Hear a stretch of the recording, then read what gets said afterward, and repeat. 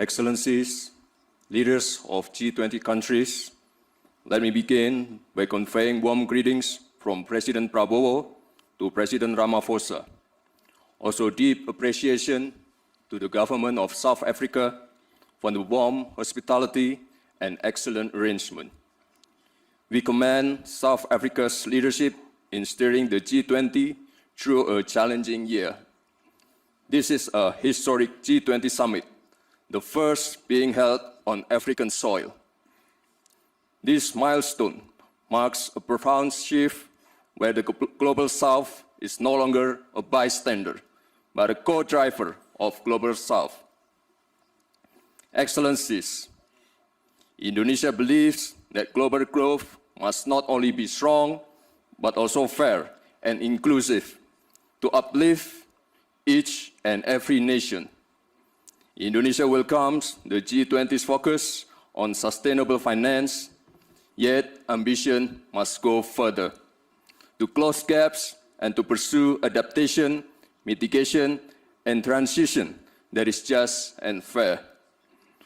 The world needs financing that is more accessible, predictable, and equal, especially for developing nations, through debt relief, innovative financing, blended finance, and green transition mechanism.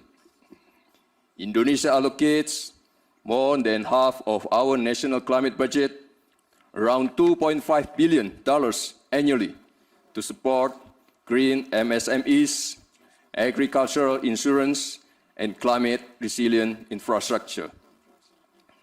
Indonesia also promotes financial inclusion.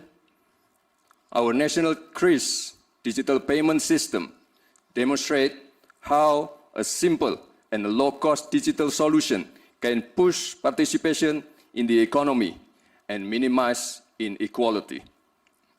Emerging technologies such as crypto asset, digital tokens, including Bitcoin, may create both opportunities and risks. Therefore, Indonesia proposes that the G20 initiate dialogue on intelligence economy. Indonesia believes that every country is entitled to chart its own development path because there is no single model that fits all. There is no such thing called the best method. Cooperation must empower, not dictate. Cooperation must uplift, not create dependency. Thank you.